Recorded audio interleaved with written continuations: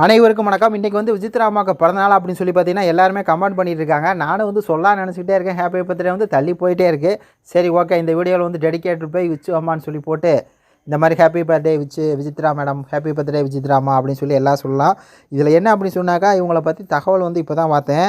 இங்கே உள்ளே பார்த்தீங்கன்னா இவங்கெல்லாம் சைக்கோத்தனமாக மென்டல் ப்ரெஷர் கொடுக்குறாங்களா, எப்படா தாங்கிட்டு இருக்காங்கன்னு பார்த்தா இவங்க எம்எஸ்சி சைக்கோ தெரப்பி கவுன்சிலிங் படிச்சிருக்காங்களா, போடுறா வெடியா அப்படிங்கிற மாதிரி தான் இருக்குது.